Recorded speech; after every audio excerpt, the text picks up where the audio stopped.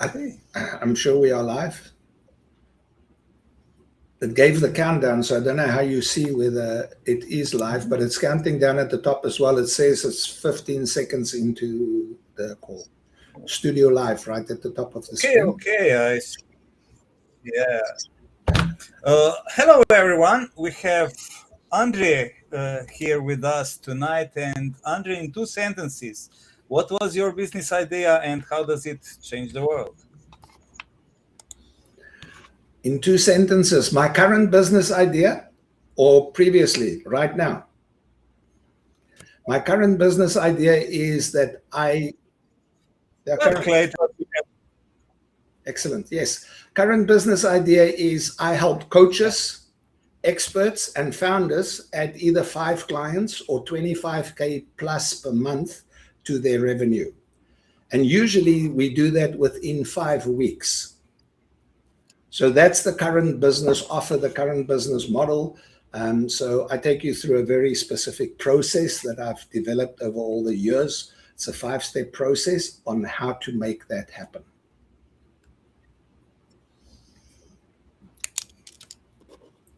Okay, let's stick with this because I find it really interesting. How much of a involvement does it take from the founder or coach?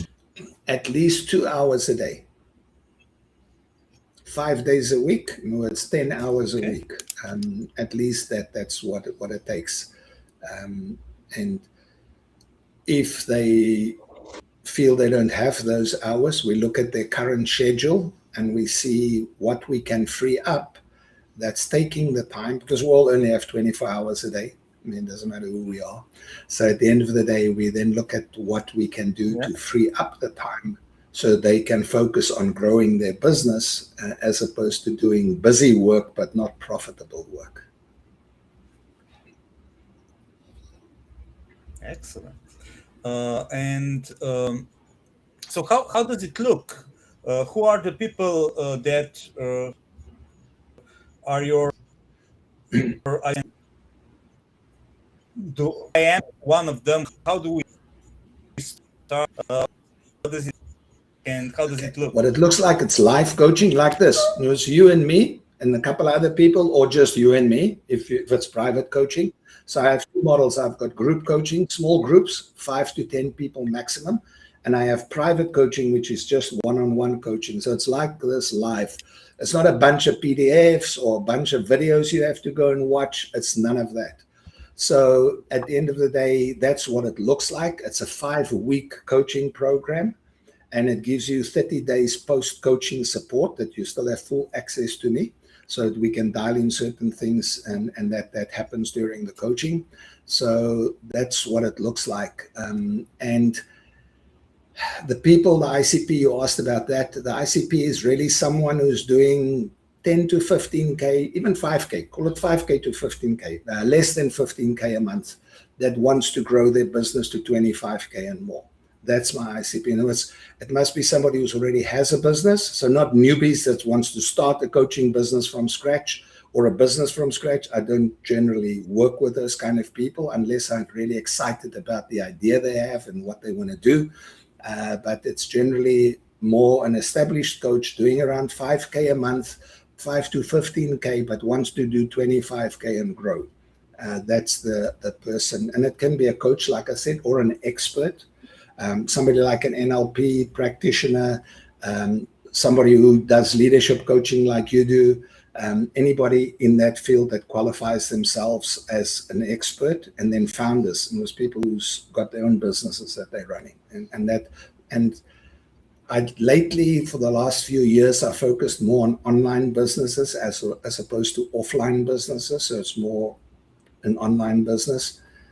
But I think then today, most businesses are online. You need to have an online presence. So, that I think qualifies most people that are online, that has a business and wants to grow that business.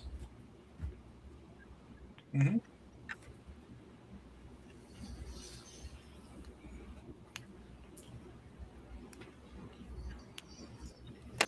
If you would share a bit of secret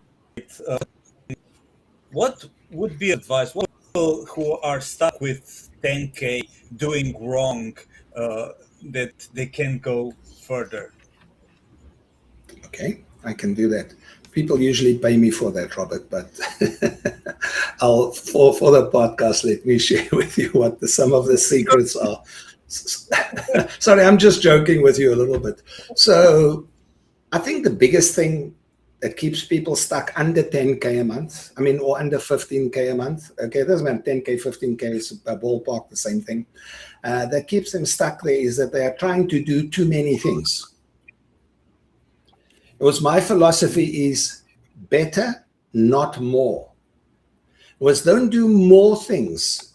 Do the things you're doing better so you can get a better result. So if we expand that slightly, it's better, not more, and then better first, then more. Once you know that you doing, let's say prospecting, let's use that as an example, or selling, okay? Once you're doing an activity that's giving you good results, then you can do more of that if you want to expand that or grow that. But it's no use if you're not making sales, or you're not getting leads, or if you're not getting people on calls, okay? Booking appointments, that kind of thing. Let's narrow it down to those three things. There's no point in, if that's not working, to try and do more of it, because you're just going to do more stuff that's not working. So first of all, we fix what's not working so that it does work. And then if we need to, we do more of the thing that already works. Does that make sense? Yeah, absolutely. Okay, now you have, as it says under your name, unretired. Yes. Can you explain a bit more? Sure. About I that? can do that. We built, or I've built multiple million-dollar businesses. My wife and myself built an 8-figure business in less than 6 years. We did $15.63 million in less than 6 years. That's per year in less than 6 years.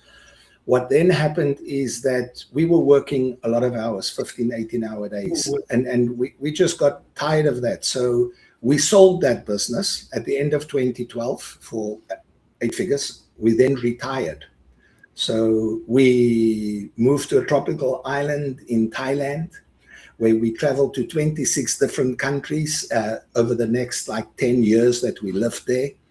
But getting to around year 6, we realized that retirement isn't meant for people like us. We business owners, okay? We used to waking up in the morning, having a goal or a target or something to go do, not decide where are we going to go for lunch, or what beach are we going to walk on or swim in, or what palm tree are we going to sit under, okay?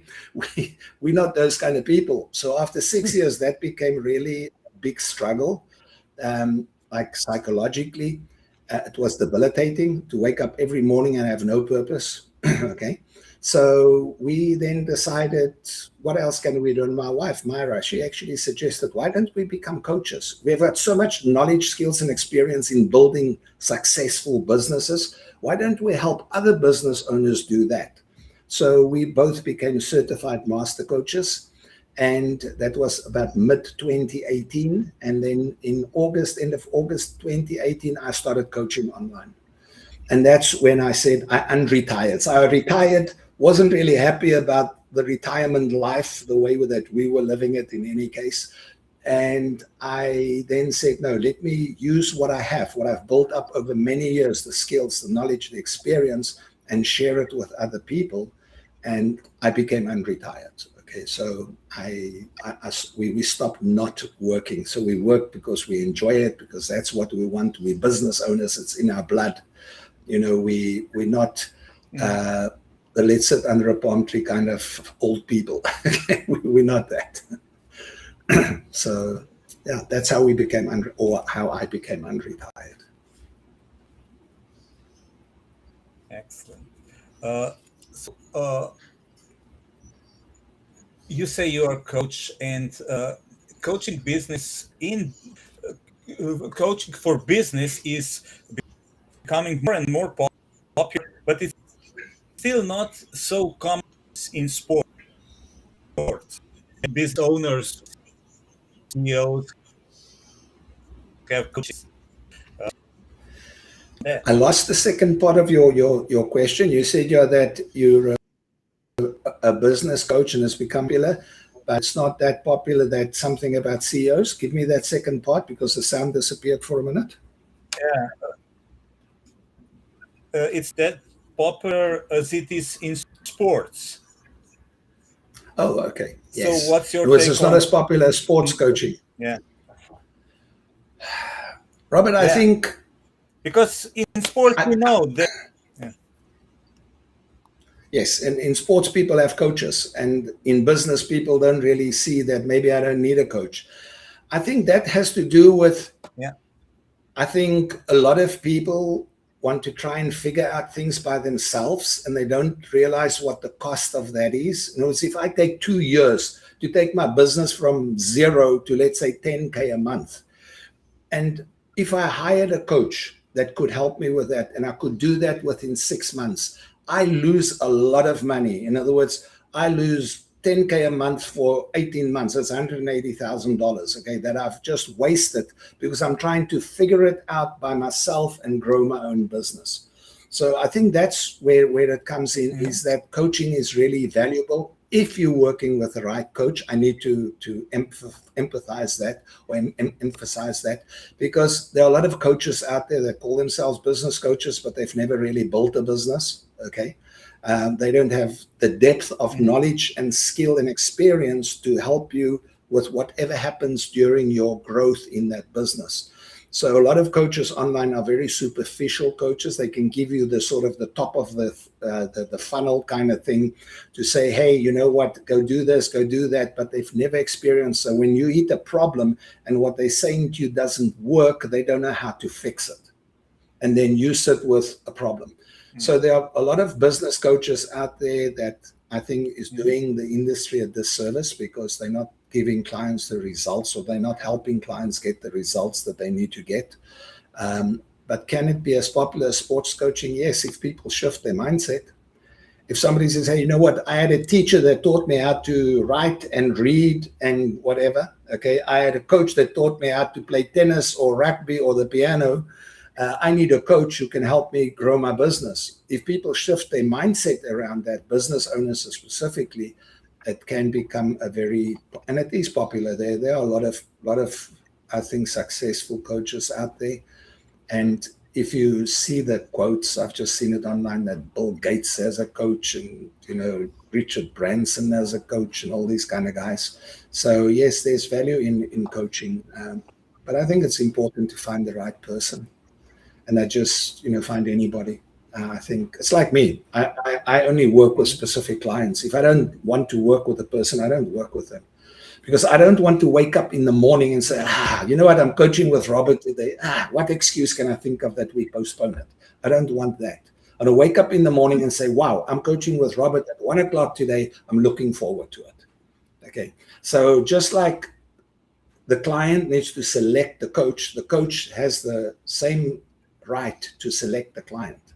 Because if there's not a match between you and me, I'm not going to be as committed to your success as what I need to be. And as a coach, I need to be committed to your success. If you're paying me and I'm working with you, then I owe you that. I owe you whatever I can bring to the business or to the coaching to help you become successful. And that to me matters. And a lot of people don't do that. They'll bring in any client. If they don't succeed, so what? And that's why you'll find that there are a lot of people out there who's paid for coaching that hasn't had a good experience. And it's not always just because of the coach. A lot of the time it's because of the client, it's expectations. I always say to clients right up front, I say, look, you know what, I can be the greatest coach in the world. I can be the best health and fitness coach in the world. If you come to me and say, Andre, I want 6-pack abs, and I say to you, okay, go and do these crunches, go and eat this kind of food, do this type of thing.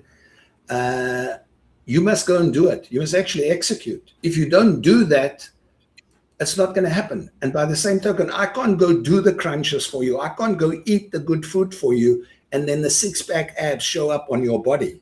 That doesn't work, okay? So you as the client must do the work. I'm going to guide you. I'm going to tell you what to do. I'm going to give you proven things that work, but you must do the actual work. And I think a lot of people, they go into coaching with the expectation, and also maybe how some coaches word their things, their marketing, and that is they go with the expectation to think, oh, you know what, I can sit and watch Netflix and magically 10K, 15K a month and just come into my account. That's not the reality. You have to work. Okay. And I always make that extremely clear when I'm on a call with any potential client. They know that I have certain responsibilities, they have certain responsibilities. If we both fulfill those responsibilities, they will succeed. If we don't, they won't. Okay. So it's, to me, a two-way street. It's not a one-way street. Okay. Absolutely.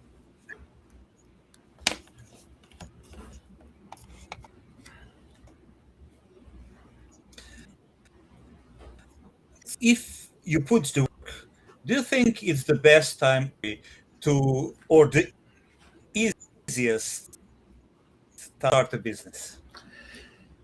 I think any time in history was a good time to start a business. I don't think there's ever been a time when it's not been a good time to start your own business. So, but yes, with what's available to the normal average person, just because they have an internet connection and some knowledge and skills that they can help other people with, I think this is a time where just about anybody, if they do the work, okay, can start a successful business and make 10, 15, 20K plus per month, okay, which can change their life. And to me, that's what I'm focused on, is to help people build a successful business and a better life. Because at the end of the day, that matters. Because if your business is successful, then, and you work the hours that you really want to work, and you're making the money that you want to make, or more than enough money, then you can use that time and serve other people and do other things, because that's what money does. It gives you the ability to have experiences that people without money can't have. It gives you the ability to actually use that money for a good reason, or a good cause, or a good process, or whatever it is that you want to use the money for. Because money is just like a tool. It's like a hammer. You know, you can use it for different things, and money you can use for different things. So, and I think most people that are in jobs, I'm not saying it's bad to be in a job, don't misunderstand me. I think a lot of people should rather be in a job than try and be a business owner, okay? It'll give them more financial security. But if it's the right thing for you, then it's the right thing to do. Just build your own life, build your own business, be in control of what you do and in charge of what you do, and get help and advice if you need it. If you're stuck, don't sit with that problem for 6 months. Find somebody who can help you shift it, you know, so that you can move through it and move forward. Because while you're stuck, you're not going anywhere. And that builds pressure and tension and stress. It's like I speak to a lot of potential clients, and a lot of them have had their coaching business or their expert business, whatever it might be. They've had their business for a year and they're not making at least 10K a month. And to me, that should not happen.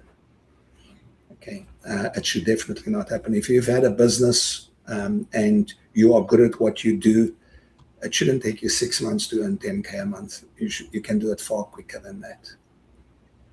Okay, and yes, 10K a month, I think on average, I think it's really a world standard that 10K a month, US dollars, 10K a month can really enable you to live a good life in most parts of the world. Okay, it's not like you're on the breadline or anything like that. You're well above the breadline.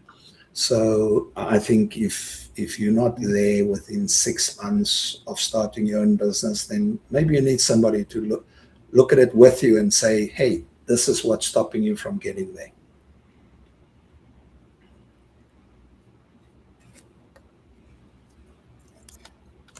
What surprised you the most in this entrepreneurial world? What is the price? How much does it cost to do coaching? You? Oh, what surprised me? You can, yeah. I'll go back to when I first started my first business. I was like 26 years old. I was a financial advisor, a financial consultant. I had a financial consulting business. I was an audit manager for the second largest financial services group in my country. Okay, I was 24, 25 years old. And then I saw the progression in that company wouldn't give me what I want in my life. So I started my own business. Biggest surprise was that even though I was really good at what I did, okay, help people build, even the companies we audited, help them put in systems and build a more financially successful business. I was good at that. I found that I couldn't get clients. So the biggest surprise and pain was that doesn't matter how good I was at what I did, if I can't get clients, I can't have a business.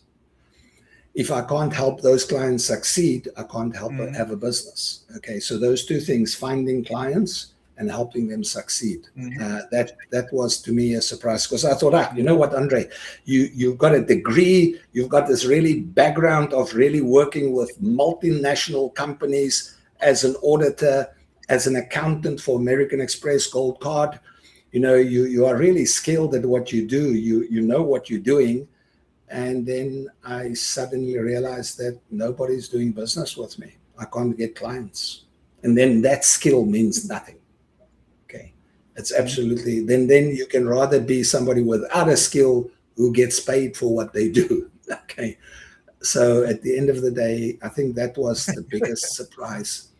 And that's in the offline world when I started, like lots of years ago. In the online world, there were surprises as well. I think in the online world, the biggest surprise was the fact that people posture, okay? They pretend they are all millionaires in the online world, okay? Look at Facebook, look at LinkedIn. Everybody says, oh, I'm so good, I'm so great, wow, okay? And meantime, we know reality says it's not that. It's not the truth, okay? But they posture like that. And the surprise to me was nobody will say, listen, I'm struggling with this one thing. Is there somebody who can help me? They won't do that. They try and not admit that they have problems. And that to me is a big flaw. Because if I struggle with something, I'll find somebody that I think is good at it, go to them and say, listen, Johnny, I'm struggling with this thing. It seems like you're quite good at it. Can we have a conversation? Okay. So to me, that was a surprise, is that people protect their egos and who they are so badly that it's costing them a better life, a better business. Okay. So that coming from the offline world. The other thing that surprised me, and that only happened in the last couple of 3-4 years or so, is that people are so against being sold to. If I message you and say, hey, Robert, you know what? I've got this little thing. I've got this pen. Let's use a pen. It's a popular example. I've got this pen, you know, do you need a pen? Kind of thing. People hate that in the online world, and I don't understand why. Because as a person who thinks like a business, if you say to me, Andre, I'm selling this thing, you know, do you think it could help you? I'll say yes, if I think it can. If it's no, I'll say, you know, I don't need a pen. I've got 500 of them. I don't need another pen. Okay. And that to me is a big downfall. People have learned to posture so much, even during DM conversations online, like on LinkedIn and Facebook and those places. They're posturing so much that it takes you 2 weeks to get somebody to say, yes, I have a problem and I'd like to speak to you. And to me, that's such a waste of time and effort. I mean, why not just say, if somebody says, man, I do lead gen, you know, do you need more leads for your business? I'll say yes, or I'll say no. Okay. Or, hey, I do, you know, I teach sales coaching, you know. Do you feel you're closing enough clients, or do you feel you're losing a lot of clients on sales calls? I'm an intelligent, like you are, like we all are, you know, we're intelligent people. So it's a matter of saying, yes, I am struggling, admitting it. I am struggling. I'm not closing as many. I'm not maybe struggling. Maybe I'm making good money, but I feel I can make more if I close more sales. So, saying, yeah, I feel like I lose a lot of people on sales calls because they want to think about it and speak to their partner, and then it becomes a never-ending cycle. They never do business with me. I feel I need some help with that. Is that, and you say to me, well, that's exactly what I'll do. I'll say, fine, let's jump on a 10, 15-minute call, because there I can meet you. I can learn to trust you or get to trust you because I see you face to face, not through a message. Anybody can pretend they're wonderful on a message. I can test you. I can see how deep your knowledge and skill goes in a face-to-face conversation, which I can't do through a DM. Okay, and then I can decide I want to do business with you or not. Mm-hmm. I feel you can help me or not. And to me, we waste so much energy and effort going through, oh, this is how you must do your messaging. This is how you must do that. This is how you must do that. It's become this big business around business. Okay. Yeah. I mean, everybody out there tells you, I've got a better TM system. I've got a better content system. I've got a better video system. Okay. It's all it's about. It's become this thing that instead of just being straightforward, say, I like the way you make videos. I feel maybe videos can help me. Can we have a conversation? Or outreach, you come to me and you say to me, Andre, you know what? I see you help people make 25K a month. I'd love to make 25K a month. Can we talk about that? And we talk about it.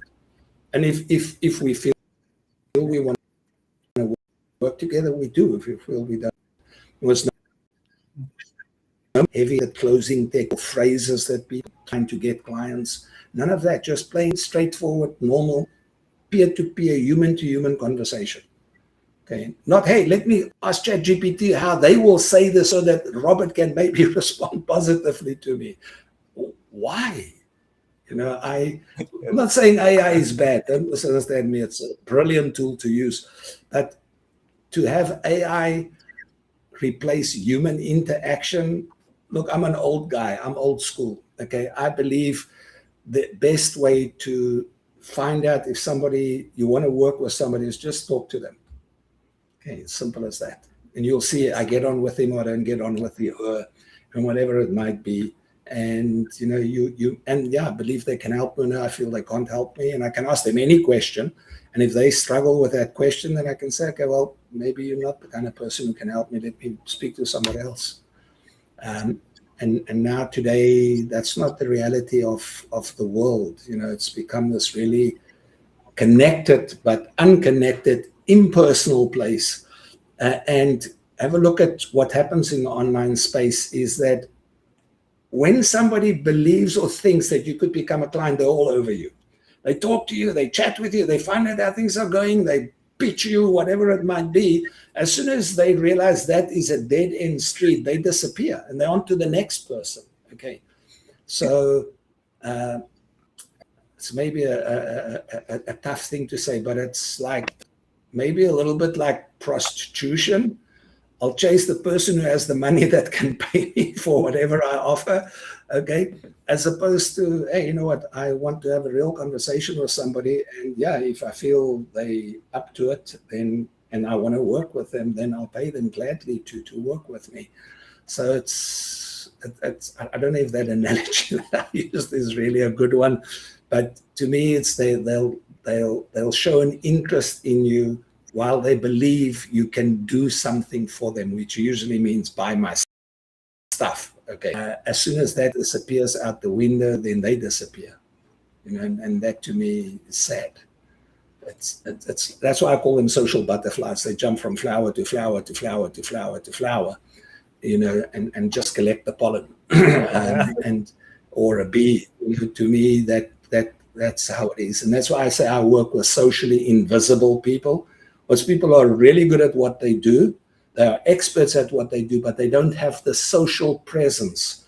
They don't have hundreds of likes on their content or comments, or their content hardly reaches anybody. I work with those people because they have real skills that can get the right clients if they know how to do that. So yeah, you don't need to become a social butterfly. You don't need to dance on TikTok for your dinner or something like that. Okay.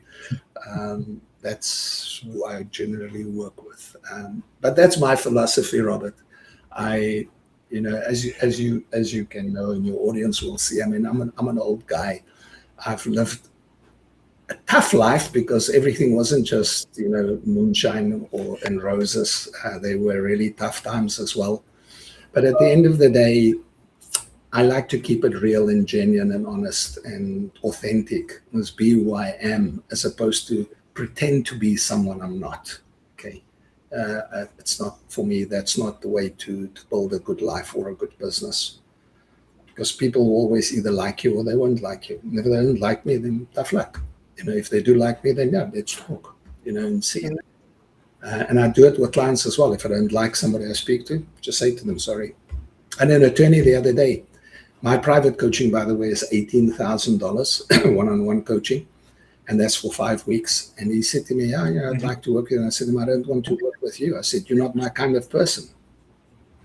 And he was like shocked. He said, but I can pay you. I said, it's not about the money. I retired 13 years ago. You know, I don't need money. I need to be happy with what I'm doing. I need to be happy talking to the person I'm going to be helping and working with. That's what matters to me. And if I can't see that in my potential client, why do I want them? I don't. Okay. And he was really upset because I have a few criteria. I say people that I work with must be ambitious, and they must want more than what they have. They must be driven, which means that if they hit an obstacle or a roadblock or a challenge, they'll work to get through it. And then they must be open-minded. In other words, they must be open to me sharing advice and guidance with them and implement it. Okay, so ambitious, driven, open-minded. Because with a person like that, who wants more in their life, who will do the work to get there or go through the challenge, because there will be challenges always, okay? And they're open-minded to listen to advice and say, okay, let me rather do it this way that Andre's suggesting as opposed to doing it this way that I think should work, but hasn't worked for the last 6 months or 6 years, okay? They must be open-minded to be coached, in other words, to be guided, to be led to getting the result they want. So those are my criteria. And when I meet somebody on a call, that's what I look at. I look at, are they ambitious? Are they driven? Are they open-minded? Are they the kind of person that I can work with, that I enjoy speaking to? You know, so yeah, maybe I'm fortunate that I can do that, but I think anybody can do that. And I think when you target the people you want to work with, if you are crystal clear on who it is that you want to work with, and you're crystal clear on why they will work with you and why you can help them, then that becomes a natural thing. Then it's not that difficult. But a lot of people target the wrong audience. You know, they target people that will never work with them, people that will, you know, mess them around during coaching, that don't do the work. And then the coach carries all the stress. And usually if it doesn't work, the coach gets the blame, not the actual client. They'll always say, it's the coach. You know, they didn't teach me the things I needed to know. But yet that coach might have hundreds of other people who did succeed. So it's, again, that mirror. Look in the mirror and say, what didn't I do that I was supposed to do? And, you know, that I didn't get the result I want from working with this coach. You can't for the rest of your life keep blaming other people. And that's a bad methodology to follow, or bad mindset in any case. It's their fault. It's their fault. It's their fault. Okay. At some stage, you must take responsibility for your life and say, hey, I want this. Let me find whatever I need to do to help me get there. So yeah, that's basically what it comes down to. So, well, I think I get an idea when you're talking about. I think that people don't want to admit their flaws or their problems because they somehow feel if they admit it, especially publicly, they become hiding. Somehow they are not present. They are not real problems. yeah. You know, to me, yes, you're right, because to admit something publicly is different than admitting it privately. But the problem is that you find that a lot of people, even privately, it will take forever for them to open up and actually admit it. And it's not because they don't trust you or they don't see you as credible or they don't see you as an authority.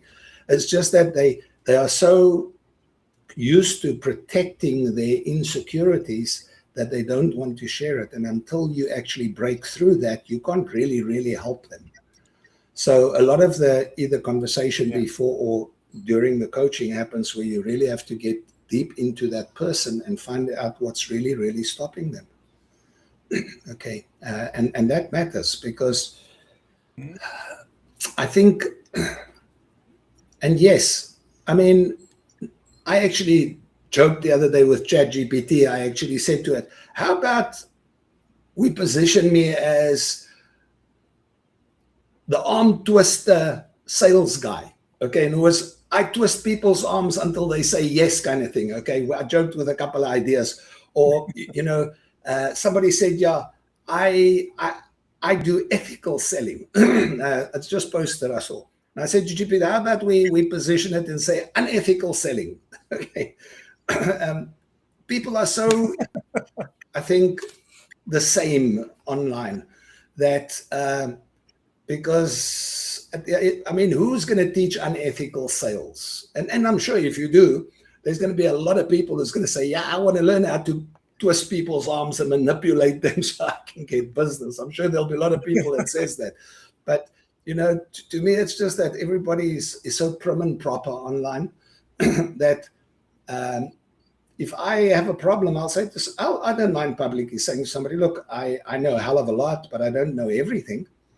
Because there are areas that I'm weak in, and then there are things that I struggle with, and, you know, I'm okay with that. That makes me human. I don't have to be Superman to be a successful coach and help other people. I don't have to be Superman to have a successful business. I can just be the normal average guy that is good at certain things and not so good at other things. And I need to be able to admit it. Okay, and be open and honest about it. It's like I say to clients, you know, I coach you as a whole person. So yes, you come to me because you want to make more money and you want more clients. That's why you come to me. I said, but during that coaching, if I find certain mindsets or certain behaviors or certain actions is holding you back, then we will coach you on that. Because until you break through that, you're not going to get to where you want to go. Okay, so and so yeah, I look at the whole person, inside and outside. In other words, the results of their actions, whether it's internal or external actions. Okay, I see how that impacts where they want to go. Because yes, I think anybody that pretends like I am so great, they're missing, in my opinion, they're missing the plot. And I get why, because they might say, oh, you know what, if I admit I struggle with X, then maybe people won't do business with me. And to me, that's not necessarily true. Okay, all businesses I've built, I was never, let's say, a 100% expert in anything that I've done in my life, because you can't be. Things change too fast. Okay, but I was an expert in a few things that could help my clients. And that is what you must become good at, is a few things that can help your clients. Doesn't mean, let's say I'm a mindset coach, but I really am bad at generating leads, okay? Then why can't I just say, you know what, I'm really great at shifting your mindset, but to get leads, to identify them, target them, get them as clients, I struggle with that. Doesn't take away from me as a mindset coach. It just admits that I have certain, you know, shortcomings, and that's human. I'm not pretending that I know everything about everything like GPT or Gemini or these things. They know everything about everything, but that doesn't mean that that advice is accurate. Okay, it's just accumulation of a lot of knowledge, and they spit out an answer for you, but you as a human still have to look at that and say, will that work for me, yes or no? Okay. So yes, I think you know, there's nothing wrong to me, or from my point of view, is there's nothing wrong admitting if you've got a weakness. Be open and honest about it, because then maybe the person who works with you isn't expecting that from you. Where if they didn't aren't aware of it, then they might expect it, and then they're disappointed because you can't deliver. Okay. And doesn't mean people must have one coach. They can have one coach for lead gen. They can have another coach for appointment booking. They can have another coach for sales. They can have another coach for mindset. So it doesn't mean you must find one person that can do everything, because nobody can do that. It doesn't matter who the coaches are in the world, the best coaches in the world. They can't serve you on everything that you need. They can serve you on very specific things, which is great, because that's what they do. Michael Jordan is great at shooting hoops, but give him a baseball bat, and you might say, oh, shucks, now what do you do with this thing? Okay. So at the end of the day, it's nothing wrong with emphasizing your skills and what you're really good at, and being open and honest enough to say, look, this part, not really my thing. So that's okay. I think it's human. But like I said, that's my opinion. I'm not one of these of thousands or even tens of thousands of followers and those kind of things. I've never wanted that. I will never want it. I'm more the guy who says, this is the kind of person I feel I can work with and want to work with, and I approach them and I have a conversation with them. And if it's a fit, we work together. If it's not a fit, I speak to the next person. And so it's as simple as that. That's my simple philosophy about it. Excellent. Well, we're a bit about half an hour, so it was really valuable. I enjoyed it very much.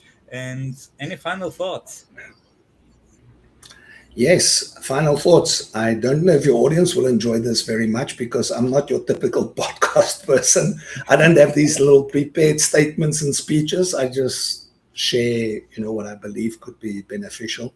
So, but my final thought will, for people earning less than 15K per month and that wants to earn more, or any business owner that wants to do better in their business, it'll really be this advice is find the things, and there are only 5 things. Okay, find the 5 things that will move your business to where you want it to go, and work on that. Forget the noise, forget the hustle, forget the overwhelm, forget the 30 different funnels or the latest, greatest, newest funnel. Forget those things. Find the 5 things that will help you build your business to where you want it to go, and focus on that. That would be like something I would share with people, because I've seen it too many times. Okay, I've got more than 450 clients that I've had over the years, online clients. And to me, simplifying their business was 99% of the time the answer to getting them to do better. It was my philosophy: better, not more. Okay. To me, that's where that's how we built an 8-figure business. That's how I built multiple $1 million businesses. That's how my clients have gone from less than 3K a month to last year doing more than $1 million a year. Young guy, he's now 24 years old. Okay, when he came to me, he was doing less than 3K a month. Last year, he broke through $1 million a year. That's how, his name's Tyler. That's how people do it. Okay, by becoming better at what they do, and having those 5 things in place, and just work through them.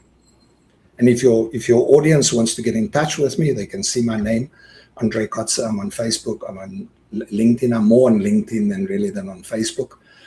They're welcome to reach out to me and ask me any questions they want. I'll gladly do it. I'll also share with them a document that I have that gives them my program that I offer people. The 5-week program is called 5 in 5. But inside 5 in 5, there's something called CX5, which is the growth engine. How do you grow your business? The 5 steps. It's in that document.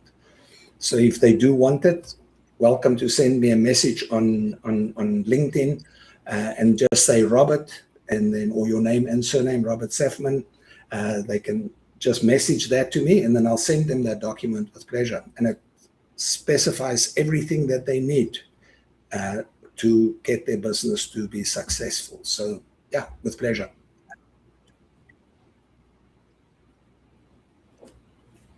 Anything from your side, thank Robert? you Do you want to for being my guest. Pleasure. Oh no, I think you shared a lot of wisdom tonight, and I really enjoyed it. Thank you. I appreciate that. And thank you for having me. Like I said to you, I'm new to podcasts. This is my second one ever. So, I'm not this polished podcast guest. I'm just Andre Kotze, who, built an 8-figure business, decided that retirement isn't for him, and came back and now serving other business owners. That's really what it's about. Okay. Appreciate your time. Appreciate the invite. And yeah, to your audience, I wish you guys all the success in the world. Focus on what you want and work for it. And 99% of the time, you should get it. Okay. Thank you. Thank you. Good night. Good Bye. night.